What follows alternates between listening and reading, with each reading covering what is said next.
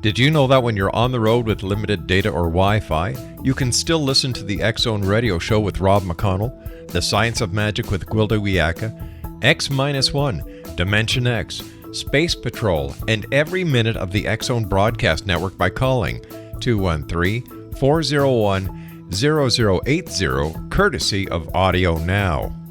No smartphone, app, or internet needed. It saves your data plan and it's free if you have unlimited minutes. Call 213-401-0080 to listen on any phone, anytime, anywhere.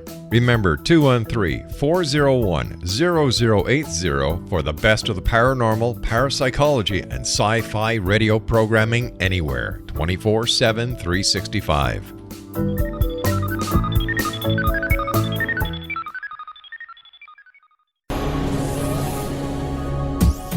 This is the X-Zone Broadcast Network, broadcasting worldwide on broadcast affiliates and satellite program providers, including CNN Broadcast Network, Sirius Satellite Network, Star Media, Good News Radio Network, Angel Broadcast Network, Wiki Broadcast Network, and WPBN TV. For more information on the X-Zone Broadcast Network, visit us at www.xzbn.net.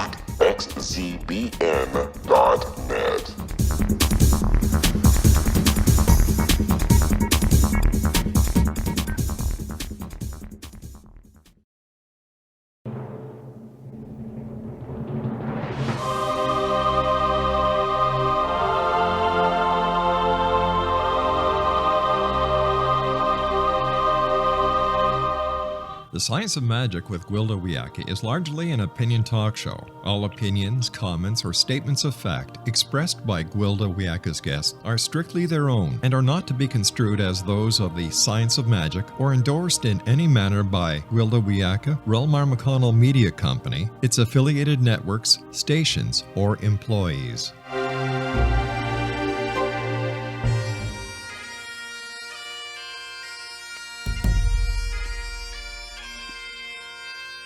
Welcome to the Science of Magic with Gwilda Wiyaka, a program dedicated to uncovering the unified nature of reality and humanity's ever-evolving place as truly galactic beings. For more information on the Science of Magic with Gwilda Wiyaka, visit us online at www.thescienceofmagic.net.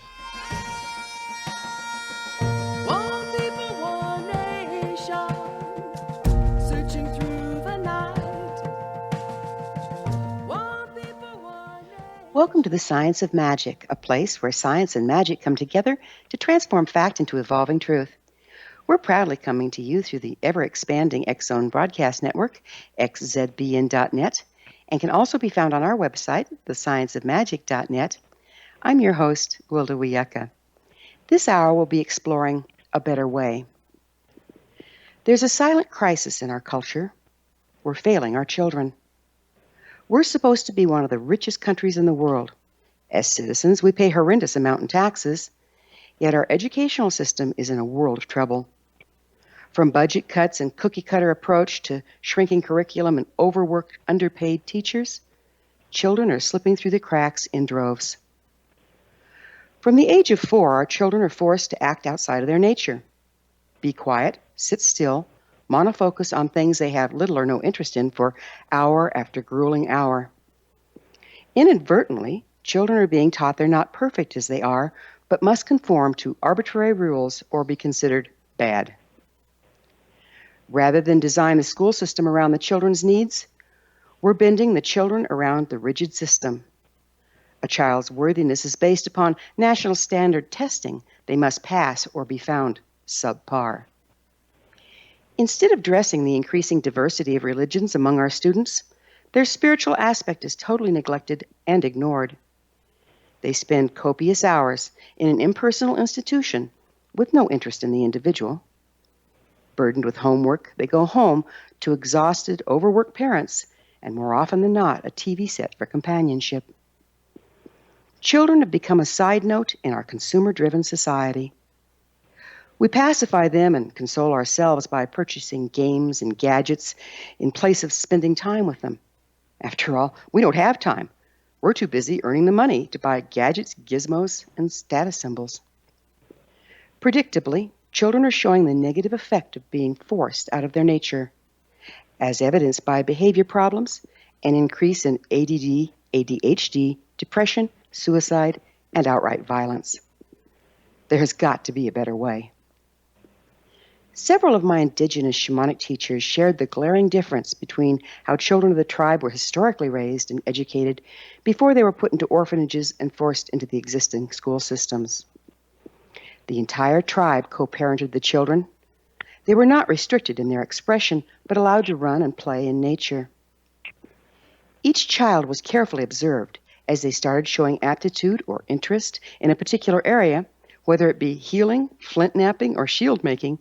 The person in the tribe who excelled in the skill would take them under their wing and share their knowledge. The children weren't restricted to one area of study, but allowed to develop their own particular combination of skills from their natural interests and desires.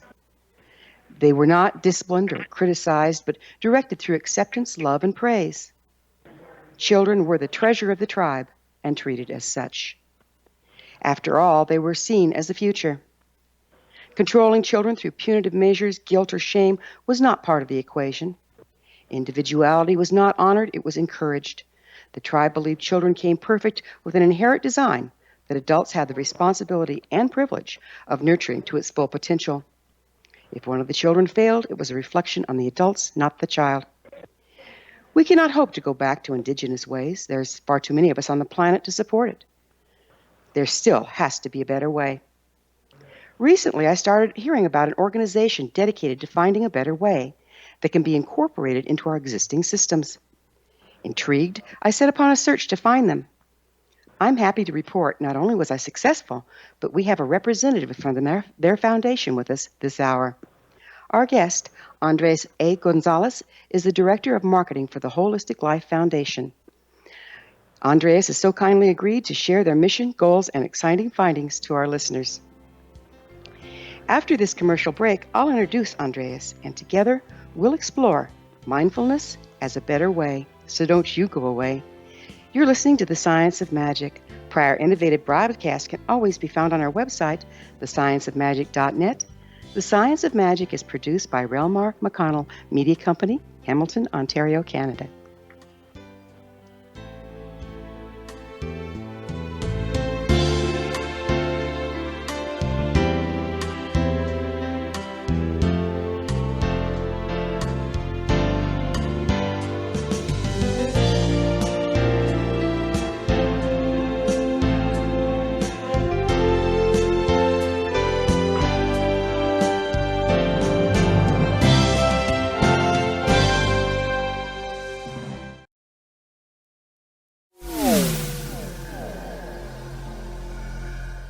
This is Kevin Randall. For nearly 30 years, I have been investigating the case of the Roswell UFO. I have interviewed hundreds of people and stood on the crash site. Now in Roswell in the 21st century, I have reviewed dozens of hours of audio and videotaped interviews, examined hundreds of files that relate to the crash, and have returned to Roswell in an attempt to put all that information into the proper perspective. For the first time in Roswell in the 21st century, I have made a dispassionate reevaluation of all that material and provide a new look at what happened.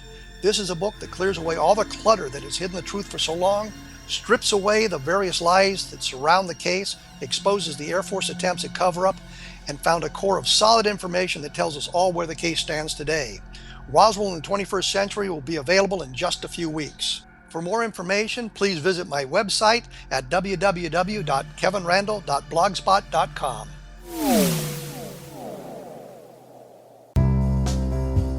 Gibbs A. Williams, Ph.D., is a practicing psychoanalyst, supervisor, researcher, and author in New York City. Much of his life has been dedicated to understanding nature and the uses of meaningful coincidences or synchronicities. His radical and original non-Jungian, non-mystical, non-magical theory of synchronicities illuminates much of the fog surrounding this challenging and perplexing topic. His ideas and manners are fresh, presented in a style that is both entertaining and highly informative. He is also an expert on crisis intervention, specially focused on violence reduction for the police and citizens, mastering anxiety, frustration, and stress without the use of medication, and effectively preventing and treating heroin addiction. Dr. Williams can be contacted at his email address at gwwilliamsny11@aol.com or visit his website at www.drgibbswilliams.com.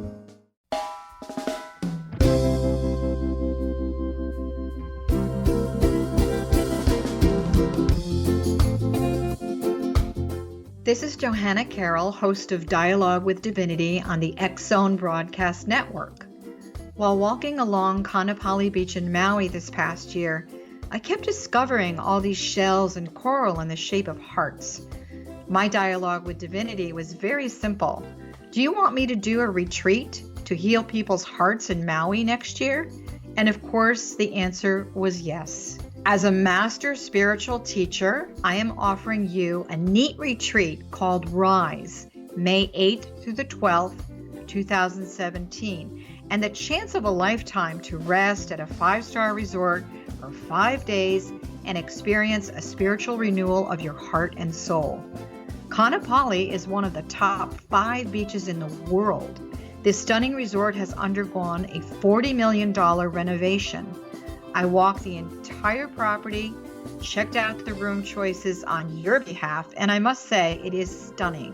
Our conference room faces the ocean with sliding glass doors. Maui is known as Mother Maui because it is a soft, gentle, healing energy. In the embrace of Mother Maui, you will feel yourself rising from the limitations of an ordinary life to an extraordinary journey of peace, bliss, and harmony. A greater sense of clarity. Our Rise Retreat ignites renewal in the sacred elements of air, water, earth, fire, and wind. There's plenty of free time to enjoy all that Maui has to offer. A small deposit is required now to reserve your space, as this retreat, it will sell out. For more details, please go to johannacarroll.com and register today. Aloha, and I'll see you in mystical Maui.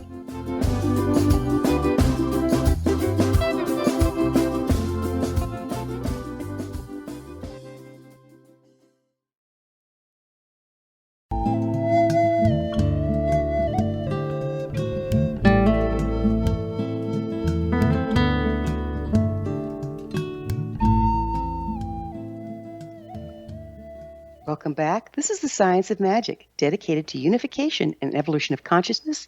I'm your host, Gwilda Wiyaka. Our guest this hour, Andres Gonzalez, is the Director of Marketing for Holistic Life Foundation. The HLF is a Baltimore-based 501c3 nonprofit organization committed to nurturing the wellness of children and adults in underserved communities. Through a comprehensive approach which helps children develop their inner lives through yoga, mindfulness, and self-care, HLF demonstrates deep commitment to learning, community, and stewardship of the environment. HLF is also committed to developing high-quality, evidence-based programs and curriculum to help improve community well-being. Their website, hlfinc.org. Andres, thanks so much for joining us. Thank you so much for having me. Yeah, it's so nice to have found you. So why don't you tell us a little bit about the Holistic Life Foundation? Where did it originate and how long has it been around? Yeah, so Holistic Life Foundation originated in Baltimore City. It's in Maryland, here in the United States. It was founded by myself and 2 other gentlemen, the Smith brothers, Ali and Atman Smith. Basically, what we do is, when we first started in 2001, the goal was to really focus on underserved communities and provide them with techniques for them to be able to manage themselves, self-regulate, and be able to be healthier individuals mentally, physically, and emotionally. We noticed as we continue to expand and to grow that these techniques and this service was needed by everyone, whether you're from an underserved community or an affluent community. We oftentimes like to use the example that Johnny may not have his parents at home in an underserved community because they may be imprisoned, they may be dead, they may be abusing drugs at the moment, so the kids don't see them ever. But that same thing can happen with affluent Johnny, in that his parents may not be there because they work all the time. So there's still that separation and that need of love and compassion in the household, and these techniques are used to kind of get youth and individuals in general of all ages to be able to manage themselves and kind of deal with the chaotic environment that is the external world. Yeah, it's getting more and more chaotic too, isn't it? Oh my goodness, isn't it? Yeah. Yeah. What is the mission at this point? It sounds like it's evolved. What is the HLF mission statement? Yeah, so right now our goal really is to continue building our foundation here in Baltimore, to expand our reach in hopefully all the schools. We're trying to get citywide here in Baltimore. We're going to continue training individuals in these techniques so that we can expand outside of Baltimore as well. And we have done stuff outside of Baltimore all across the nation and some international stuff as well. So we've been in Germany and Austria and Scotland and England and probably like 20 of the states in the United States. The goal is to find individuals in their communities who are interested in this work, to train them in our techniques, our practices, and our engagement skills so that they can start facilitating the programs in their communities. They'll gain a sense of ownership and a sense of empowerment, and they'll be the ones making the difference in trying to create that sense of family and community in their areas. Which institutions do you target? It sounds like it's not just school systems. Yeah. So, we get highlighted for a lot of the youth work that we do in schools, but we do basically anywhere. So we do drug rehab centers, mental health facilities, homeless shelters, elderly homes, corporate classes. We do stuff just for personal reasons. People just want to bring their family in and get them a few techniques. Really, any and everyone. We know that the need is out there, and our goal is just to provide skills for people to be able to use throughout the rest of their lives to be able to manage themselves. So I understand you're introducing meditation and breathing techniques to children and adults. What's the purpose of this, and what results are you seeing? We always use the breath. I mean, the breath is so important, and it's something that is such a great tool for individuals to use to regulate themselves. So we always start off with that. First off, majority of people breathe improperly. So there's a lot of mouth breathing going on. They don't use all the full capacity of their nose, which is a filter, heater, humidifying system, and they don't really incorporate the full capacity of their lungs, which is impacting them health-wise in regards to, purifying their blood and helping with their digestion. So beyond the physical benefits of breathing properly, it's just a great tool to use to manage yourself in heightened areas when you're either angry or you're stressed or you're frustrated. You're able to regulate yourself based on your breath. So I don't know how many times I've been in a scenario where two young children are getting in an argument or they got into a physical confrontation, and you break them apart from their fight, and you tell the child, hey, put your hand on your heart, and they can feel their heart just beating out of their chest. And I say to them, do your breath. Do the deep breath. You know how to do it. Come on, I showed it to you. And they'll sit there and they'll close their eyes. They'll start breathing in out of their nose. Nice, long, deep breaths. And they can feel that change of pace from that pounding heart slowing down slowly. And it's amazing because it's like they open their eyes and they look at me like the little light bulb pops up on the top of their head. And they're like, wow. And they always say, thank you, Mr. Andy. And I say, hey, don't thank me. I didn't do anything. You did it. And I think that's what it is we're really trying to show individuals that they're in control. And it's just a matter of being mindful and aware of your feelings, of your emotions, of your surroundings. And when you are confronted with certain situations that may get you kind of out of that present moment or off of your balanced state, that we'll have tools and techniques like breathing techniques or meditations for you to be able to center yourself, to be in the present moment, and instead of being impulsive or reactionary, to be able to respond to the situation that's happening in a calm and cool manner. So what are these techniques based in? The majority of these techniques are yogic principles. Our teacher kind of drew from a little bit of everywhere. So when we do some of the postures, the yogic postures, we also use some Tai Chi in there, a lot of mindfulness concepts as well, whether it's mindful eating or listening or mindful walking, and just really pulling from any and everywhere. Our teacher used to always say to us that, you need to have a wide variety of techniques because of the different populations you're going to be teaching to. And you can imagine that I teach a completely different set of skills to the pre-K kids that I would to an elderly home. And it's not as much that I'm teaching different skills because I'm using the basic same practices, whether it's a breath or a pose or meditation, but it's really the language and how you frame it to them. Because the goal is to really show them how practical it is and how relatable it is to their everyday lives. You know, so often people say, oh, well, yeah, I did my yoga today. And I'm like, well, that's great. But, I mean, you can do your yoga for an hour. Hey, say you do physical yoga for 4 hours. There's still 20 hours left in the day. And what are you going to do then? You're not going to be compassionate. You're not going to be empathetic. You're not going to be loving. No. So we say to people that, you know, these concepts, they're not something you do, but they're something you are.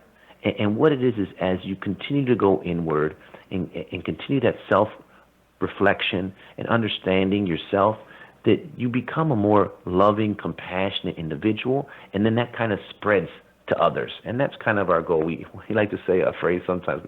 We call it love zombies. Is what we're kind of trying to create. We're trying to infect people with love and allow them to go out. And as they continue to see that love and light within themselves and everyone else, that the love continues to spread and spread. And there's no way that we just can't keep infecting everyone with love so that all of us can just be one again, which, you know, ideally is the ultimate goal.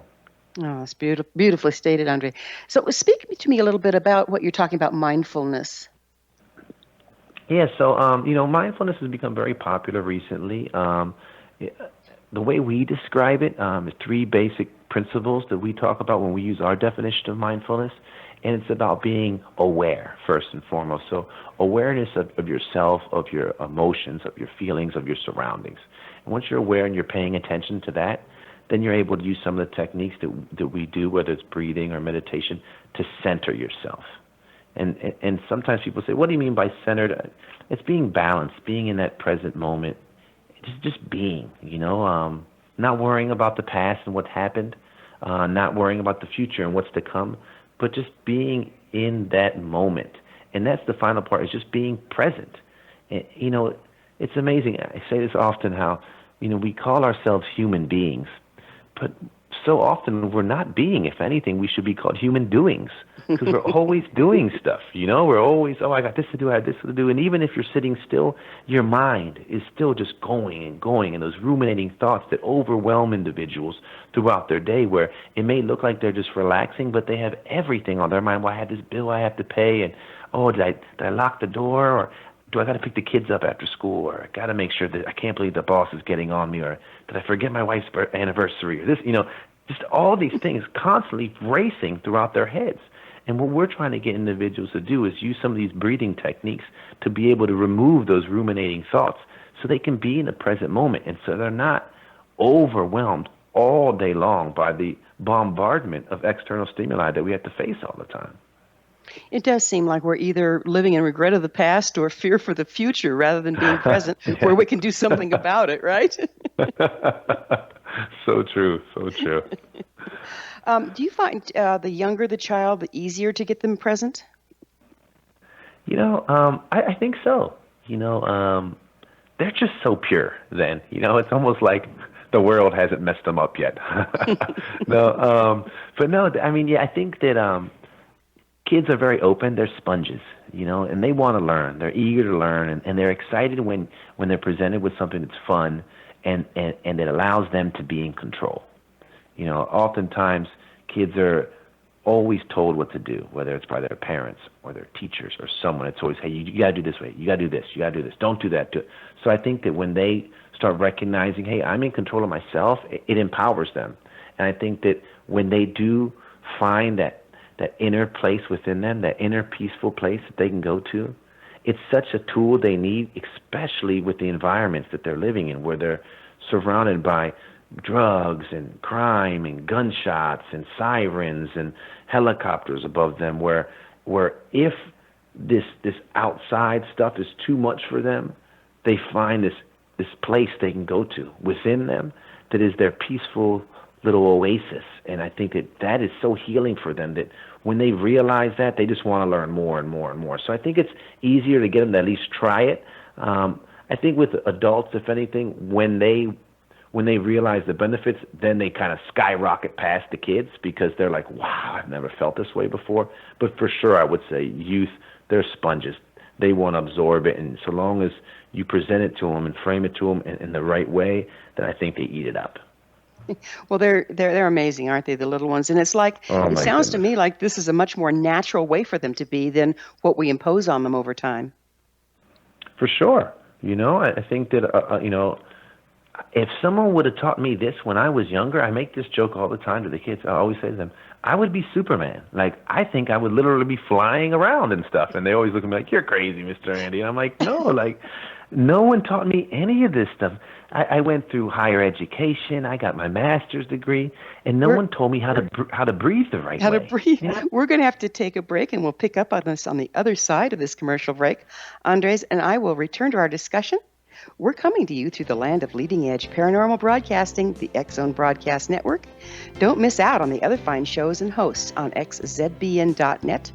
You're listening to The Science of Magic, thescienceofmagic.net. I'm Gwilda Wiyaka.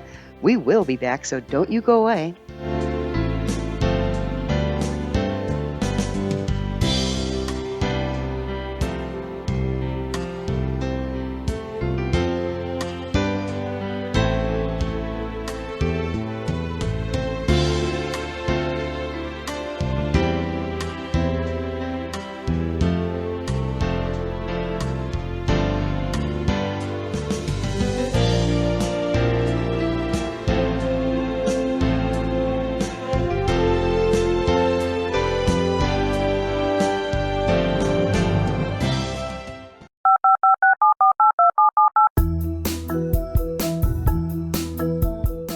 Did you know that when you're on the road with limited data or Wi-Fi, you can still listen to the X-Zone Radio Show with Rob McConnell, The Science of Magic with Gwilda Wiyaka, X-1, Dimension X, Space Patrol, and every minute of the X-Zone Broadcast Network by calling 213-401-0080, courtesy of Audio Now. No smartphone, app, or internet needed. It saves your data plan, and it's free if you have unlimited minutes. Call 213-401-0080 to listen on any phone, anytime, anywhere. Remember 213-401-0080 for the best of the paranormal, parapsychology, and sci-fi radio programming anywhere, 24/7, 365.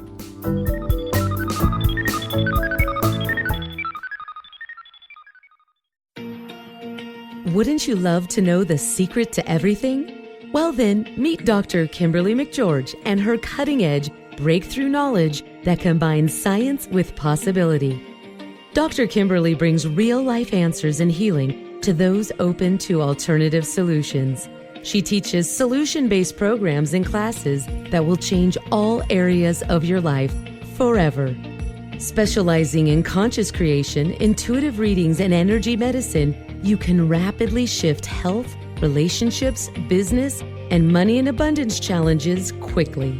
Receive her best-selling book, Secret to Everything, at no cost by going to secrettoeverything.com/X-Zone. That's right, transformation can start now. Just go to secrettoeverything.com/X-Zone and receive Dr. Kimberly's book for free.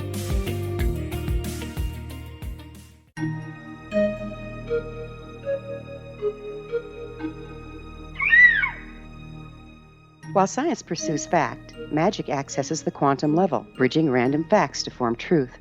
As long as science and magic remain separate and polarized, the truth cannot be known. I'm Gwilda Wiyaka. Join me on the Science of Magic radio program, dedicated to unification and evolution of consciousness. During each episode, I'll be speaking with experienced and respected scientists and mystics. From astrologers to astronomers, from medical doctors to shaman, the scientific method to dowsing and intuition, we'll weave together information from seemingly divergent practices to promote unity and enlightenment. Join me, Gwilda Wiyaka, and the Science of Magic right here on the Mutual Broadcast Network. For more information, visit www.thescienceofmagic.net.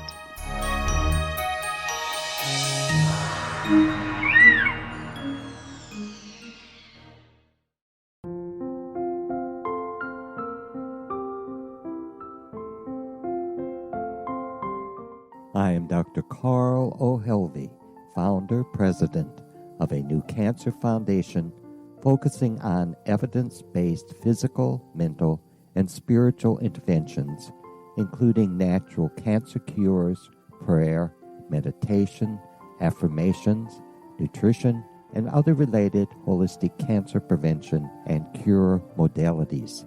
These are used in cancer education, research, and financing care. I ask for your help to continue this important work by donating at www.holisticcancerfoundation.com.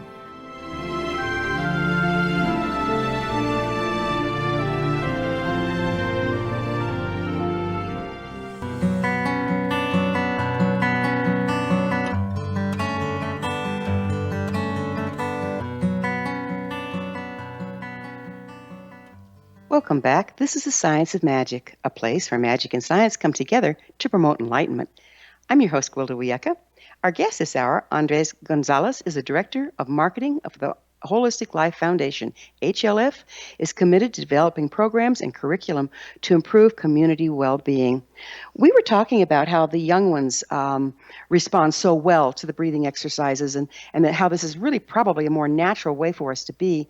And yet we go through higher education, and by the time we spit out the other side, we don't even know how to breathe. Do you want to say more to that? Yeah, I mean, I just going back to that, I really thought it was so amazing how no one taught me the proper techniques, how to breathe or how to regulate myself, how to manage my emotions and to deal with stuff that's going on. You see it in schools often now where if a child gets in trouble, the first thing they do is they say, all right, well, you're acting up, we're going to send you to the office.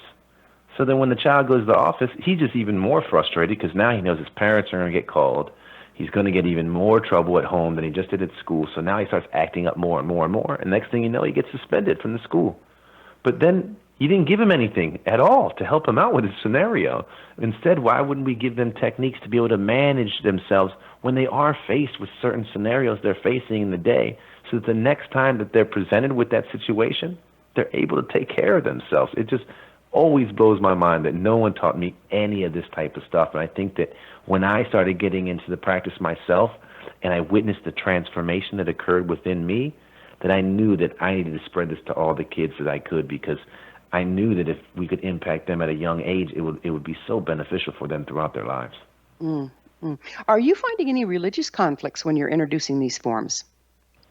We've been lucky that we really haven't been faced with that often. When we first got started, we were going to do a study with Johns Hopkins and Penn State just to see, the impact of these techniques. Again, these are ancient techniques that me and the founders knew. Like, we would be sitting in the room with the researchers like, so what do you think this does? And I'd be like, wait, I don't think it does this. I know it does this. This is, I didn't make this stuff up. This is going on for a long time. Right. But, and they would be saying stuff to me like, okay, yeah, well, you got to make sure in the curriculum you take all the Sanskrit words out of it. And we're looking at them like, that's, it's a 200-page curriculum, and, every pose that we have in there is Sanskrit words. Yeah, and, that's the way we learned it. So the one gentleman, Dr. Mark Greenberg from Penn State, he's the one that let us know. He's like, look, just do it. Trust me, it's going to make things a lot easier. We got to make this completely secular just in case, because there might be people that are assuming that you're bringing in religion into the schools. So lucky for us, he kind of put that out to us right away. So when we go into schools, we're very precautious about our wording and the way we say things. So we won't even say we're teaching yoga.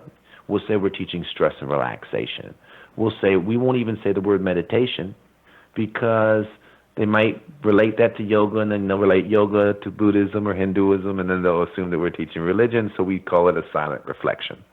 So we're very careful with the way we worded it, but I just think we've been lucky as well. I mean, it's amazing. We'll go into a school, and I'll know I'm not supposed to say yoga in this particular school, so I'll come into the school and say, hey, I'm here to teach stress and relaxation, and the lady's like, no problem, and she'll get on the loudspeaker and say, all 5th and 6th graders report to the gym for yoga.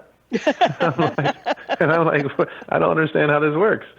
We had one, yeah, right. We had one instance once where a young lady was in a professional development day where one of my staff was teaching all the teachers, and he said to them when he was doing a breathing exercise, he said, use your imagination as you breathe in, see all that healing energy coming into your body, and when you breathe out, see any negative energy leaving out your body.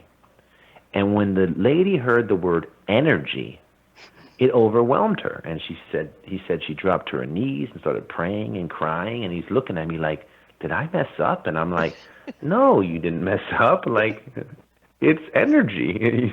when a teacher says to their class, hey, the energy's kind of off in here, no one yells at them. Or when you rub your feet on the carpet and you shock somebody, that's electrical energy. There's energy in our bodies. But we just made sure, we just ended up approaching the lady and explaining to her, hey, look, this is not religious-based at all. These are just tools and techniques that we're using to help individuals. And we clarified it with her, and she was a little overwhelmed at first, but she got over it, and she understood that, we're just in there trying to give people tools for themselves. And we've been very lucky. Again, myself, I practice certain things that we don't teach in the schools. So I do mantras, and there's certain meditations I do where there's a lot of Sanskrit terminology that we just don't use in the schools, just to be extra careful and precautious so that we don't get any pushback. Because the goal is to try to get it into the schools and not have people fighting us and saying, oh, you can't teach my kids this or you can't teach my kids that. Exactly.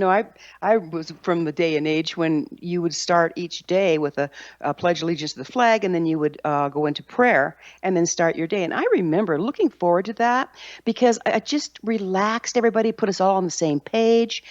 And so it sounds like this has the potential of filling that gap of centering people while religion has been banned from the schools. For sure. I mean, in one of our programs, the Mindful Moment program, we have it that there's a recording at the beginning of the day and then the end of the day. It's a 15-minute recording, and it leads the entire school through some breathing, a little bit of movement, and through a meditation to get them ready to center themselves before they get started for the day so they can clear their minds and be 100% there, present at school, to work on their academics. And then at the end of the day, to kind of clear their heads from their academic day, get all that stuff out of them a little so they can prepare themselves to go back in their neighborhoods and be present with their families. And it's so impactful. It's funny, Ali and Atma, they both went to a Quaker school. So they have meaningful worship at the beginning of the days. And that'd be a time where it'd be like a meditation, it'd be silence.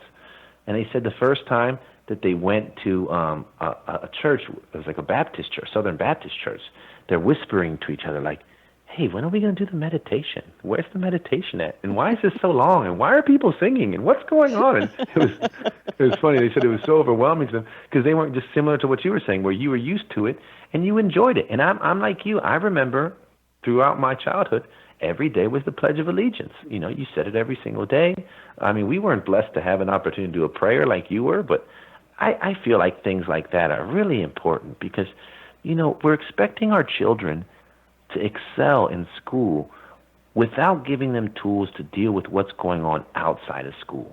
So if you come into school one day and you haven't eaten appropriately, you didn't get enough sleep because of the situation in your home, you're not dressed right, so kids are making fun of you, and then you come into the school and you don't get any time to just kind of be with yourself, how are you supposed to succeed? It's like we're setting them up for failure. And I think that these pauses, these moments of silence that everyone needs, just a break for a second, just to stop and just to be, are so necessary. And I think that that's what we're hoping to do, is provide them with those every single day. And then they'll hopefully start incorporating that into their day-to-day lives. And it just keeps flourishing and flourishing in that manner, hopefully. There's a concept that I read that you guys use, and it's called reciprocal teaching. Would you tell me about that, please? Yeah, thank you. I mean, that's one of the things I think that makes our program very successful and really allows us to impact the entire community. Oftentimes, parents won't get involved with what we're doing that often. They're so busy with all they got to do, and we try to get them to come over to the after-school program or with hold dinners for them or provide them with stress reduction classes, and a lot of times they won't show up that often.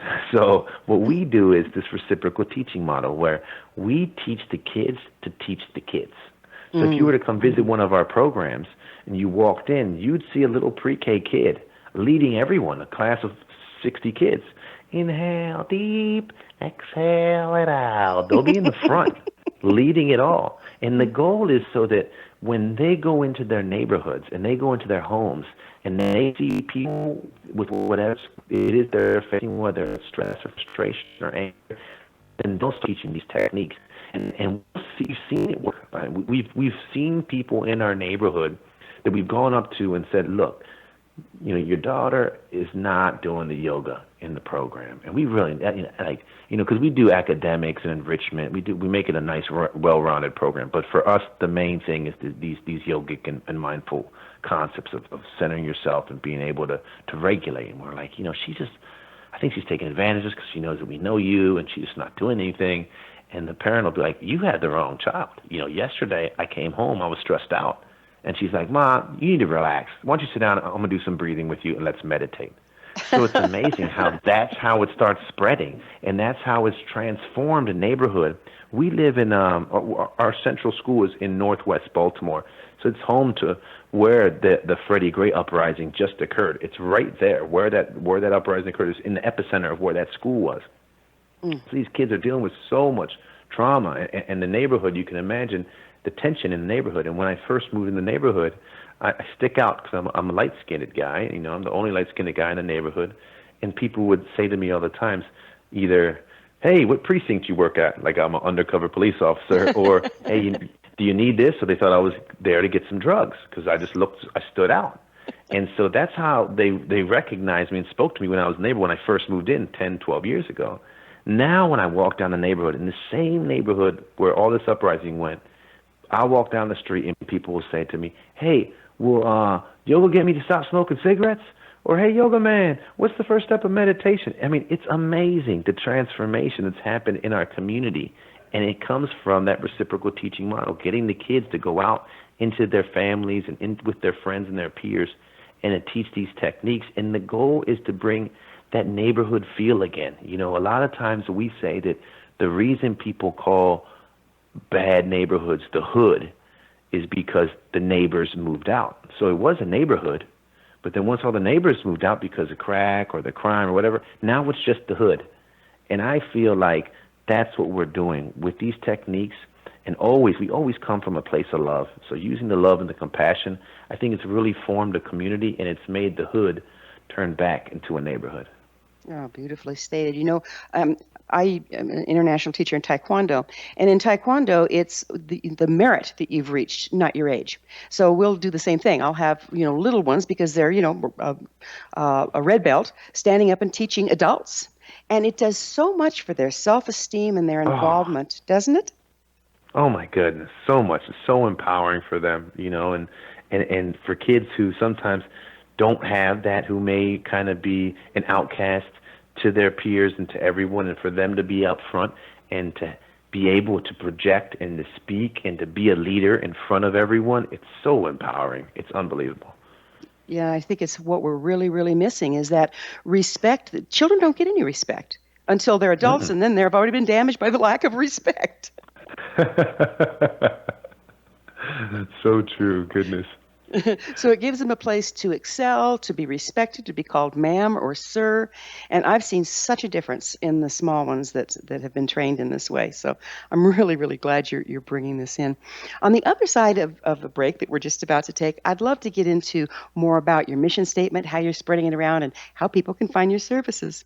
Andres and I will be back shortly. You're listening to The Science of Magic, thescienceofmagic.net, the place where altruistic professionals of science and the esoteric create common ground for the betterment of our world. We're brought to you by the leader in paranormal, spirituality, alternative health programming, the X Zone Broadcast Network, xzbn.net.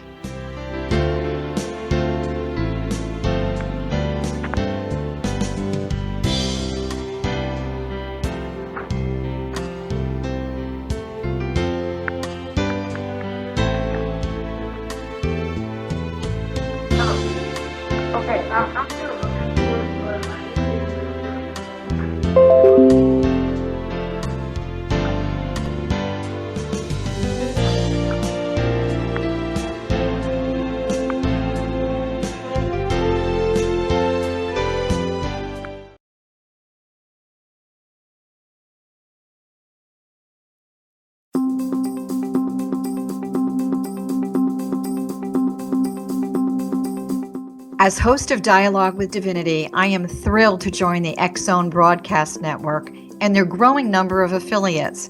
My quest for a connection to the divine ignited my successful career path as an international spiritual counselor for over 40 years, an author of 4 books, and well-known metaphysical educator. My clients call me their spiritual mama. So my job is to offer you a radio show to help you grow spiritually with wisdom and get specific tools from guests who are experts in their field. Tune in to Dialogue with Divinity and be part of the conversation with Spirit. My goal, your happy soul. For more information, please visit my website at johannacarroll.com.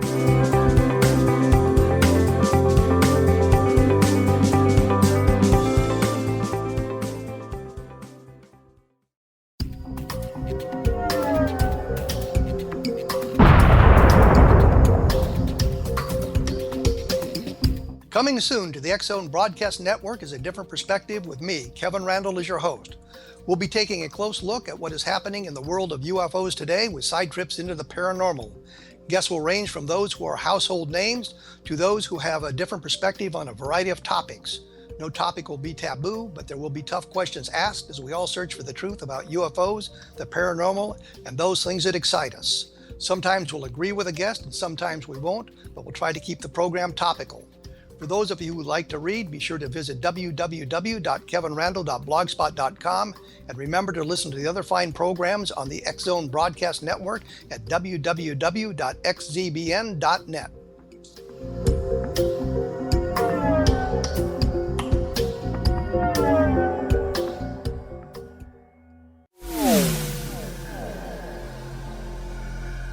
This is Kevin Randle. For nearly 30 years, I have been investigating the case of the Roswell UFO. I have interviewed hundreds of people and stood on the crash site. Now in Roswell in the 21st century, I have reviewed dozens of hours of audio and videotaped interviews, examined hundreds of files that relate to the crash, and have returned to Roswell in an attempt to put all that information into the proper perspective. For the first time in Roswell in the 21st century, I have made a dispassionate reevaluation of all that material and provide a new look at what happened. This is a book that clears away all the clutter that has hidden the truth for so long, strips away the various lies that surround the case, exposes the Air Force attempts at cover-up, and found a core of solid information that tells us all where the case stands today. Roswell in the 21st century will be available in just a few weeks. For more information, please visit my website at www.kevinrandle.blogspot.com.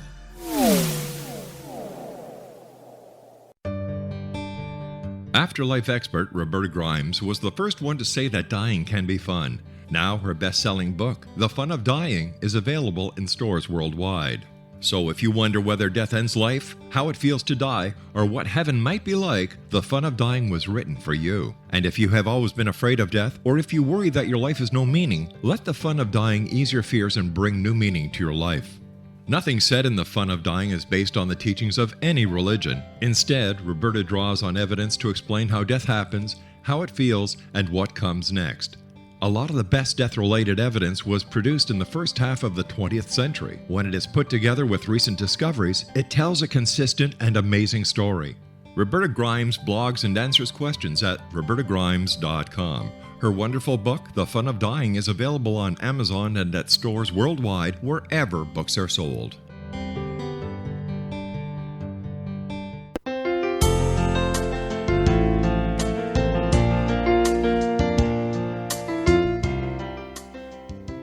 Welcome back. This is The Science of Magic, bringing together gifted people of service to the world. I'm your host, Gwilda Wiyaka. And one of those people of service is our guest this hour, Andres Gonzalez. He's the Director of Marketing for the Holistic Life Foundation. Andres, how do people, so one of our listeners will go, I really want to incorporate that. I really want to start bringing this into my arena. How would they go about that? How would they find you? Well, they could just reach out to us. Actually, they could just email me. My email is my first name, so it's Andres at hlfinc.org. And what we can do is we go out to other areas and we provide trainings for individuals in their areas. So we can cater to their needs in whatever way they would like, and it'll look different depending on exactly what it is they need. But the goal is to go in, find individuals in the community, train them in our tactics, our techniques, let them know about the structure of our classes, how to get youth engaged, how to get people involved, and then kind of let them just go ahead and start facilitating the programs. We could go out and do it all ourselves, but we don't feel like that's a very very effective way, especially when, I'm from Baltimore. So I know the Baltimore slang. I know what people like in Baltimore. I dress like the people in Baltimore, so I can relate to them. But if I were to go to California or to Mexico or to Canada, I'm stick out a little. And the goal is to find people in their communities and train them. So it's that same thing we were talking about earlier about how the youth are empowered when they're teachers. Well, it's the same thing about gaining that ownership towards your community and feeling empowered about making your neighborhood better. And I don't know how often it's been that we've got gentlemen who initially were on the streets and were bringing down the value of their neighborhoods by selling drugs or doing illegal things that now have decided, you know what, I don't want to do this anymore. I want to help my neighborhood. I want to help out the individuals, and I want to increase the value here. And now they're the ones out there that are doing the teaching and are doing the classes and are impacting the kids and saying, hey, don't do what I did. There's two different paths you can take here in life, and I think that it really shows the children that, hey, man, like if I'm gonna pick something, I have two roads, and I want to pick this good road where I'm helping people and I'm spreading love. So I think our goal is always to kind of spread these techniques to everyone, to share as much as we can, to be a resource, to be a support system for them, and we can always come to you and provide trainings. Yeah, it's beautiful. So you're a nonprofit. Where do you folks get your funding? So a wide variety of sources. We have some local foundations. We also have some national foundations that support us. I would say that'd be around 35 to 40% of our revenue stream, and then the rest would be a combination of fee for service. That's where the majority of stuff comes. So that's when we go and provide, like I said, either to a drug rehab or a mental health facility or a school, or if we do a speaking engagement or a workshop or a breakout session. Those fees, we charge a fee for those services. And then lastly, the smallest portion would be individual donors. You can always just donate to us if you believe in our work and feel like this is something that you want to support. And where can people contribute to the Holistic Life Foundation? They can go to our website. It's www.hlfinc.org. And right there in the first front section, it says, how can I help? And you just click that, and they can make a donation towards us. Or again, you can just reach out to me, and if it's not something financial, if they would like to send us something, just get in contact with me, and we can figure out a way that we can be able to communicate and a means for you to be able to provide whatever it is that you might want to provide to support us in our cause. Wonderful. Have you seen a reduction in behavior problems where this program is being implemented? Yeah, for sure. I mean, beyond the entire climate and culture of the school kind of transforming due to that compassion that's going on, that love that's kind of emanating in the building, things like in an elementary school, the same elementary school that's in that the epicenter where the uprising happened with Freddie Gray. Last year was one of the first years that it had 0 suspensions. And we've been getting a lot of publicity in that regard of how the school replaced detentions with meditation. It was more of a byproduct of it. So, you can still get suspended from the school. If little Johnny comes to elementary school with a gun, he's getting suspended. You can't do that. So, but I think a lot of it is, the kids, instead of getting sent to their office, like I was saying earlier, they have the ability to get sent to our mindful moment room. And that's a room where we have staff there that will actively listen to the youth, lead them through some breath work, lead them through a meditation and say, hey, look, next time this happens, again, try doing this breath or try doing this meditation. And then we send them back to their classrooms. By then, they've already calmed themselves down. They can usually laugh throughout the whole day, and they'll be fine, so they don't need to get suspended. And then the next day, if Johnny faces that same thing again, now he has a tool to be able to manage himself. So it ended up happening that, and we didn't even, again, we're just trying to provide people with tools to be able to take care of themselves. And we didn't even think that it would do something like drop suspensions to 0. But again, it's just a byproduct of what's happening. So you combine better behavior, less impulsivity, dealing with conflict peacefully for all the youth, them able to focus and concentrate more, leads to higher academic results. And then also I think it makes kids want to come to school more because they're having a better time. So we've noticed in our high school and in elementary school a slight increase in attendance as well. So the schools have to keep their own records of attendance, of suspensions, of all this stuff anyway. And so you can just follow along how that changes once you implement your program. Is that how some of the studies are being done? Exactly, yeah. So every school here in Baltimore has to do like a climate report, and that climate report will list attendance, grade scores, suspensions, fights, altercations, any and everything that happened throughout the school year. So we get a lot of our data from that. But we've also done studies. So we had the first ever randomized controlled trial study done on yoga, mindfulness, and urban youth. And the results of that came back positive, where it showed that it was helping children with concentrating, focusing, and getting rid of those ruminating thoughts, those thoughts in their head that don't allow them to be present. We also have got another study that was done that was funded by the National Institute of Drug Administration. It was a little larger scaled version, so it was almost twice as the size of the first study. And they did a little more in terms of searching for physiological data as well. So beyond the cognitive results, they did skin folds, they did lung capacity, they did their flexibility, and we're still waiting on the results of that study to go as well. So usually when we're trying to collect data, someone reaches out to us, a doctor, a researcher, that are trying to say, hey, we believe in this, we think it's going to work. Can we come and do some data and a study on your program? We're like, heck yeah, whenever you need to. So we leave that to the experts because that's not our field. We just teach it to the practices. Yeah. Very, very nice. So how long does it take to train in your method? So say, I decide I want to provide this for my community. I have a place to do it. How long would it take me to learn to do it? I mean, I think it varies. It varies on what your initial practice is.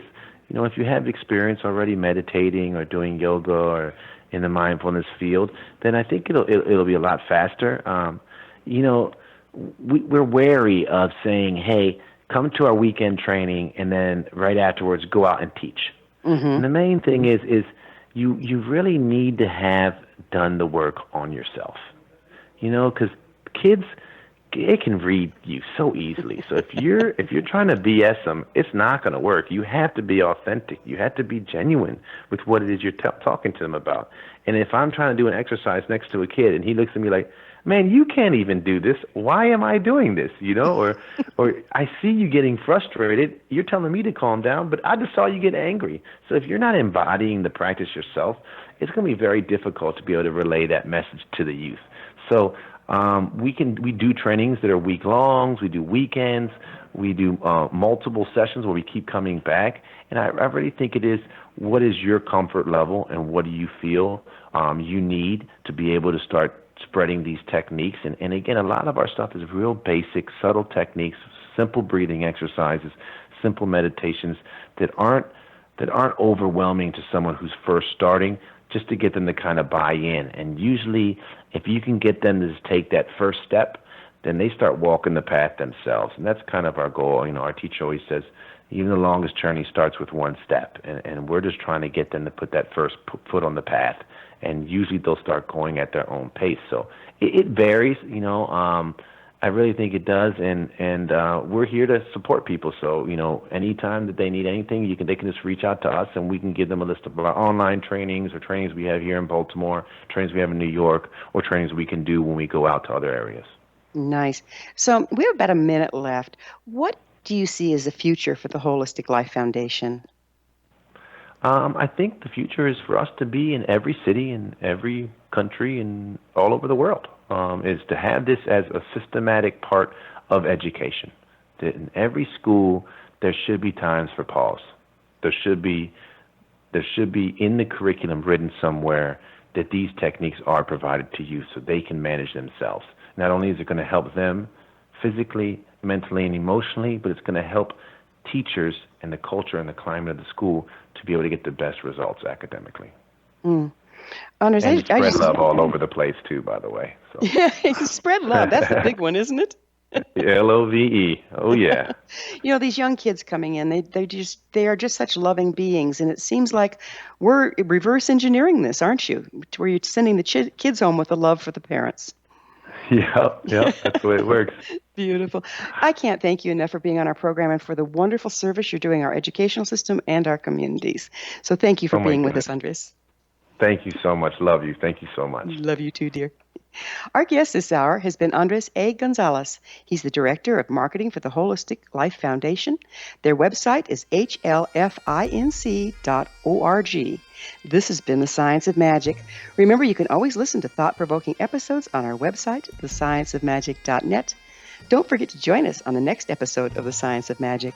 Until next time, dear ones, may you be blessed with knowledge, comforted with love, and embrace a better way.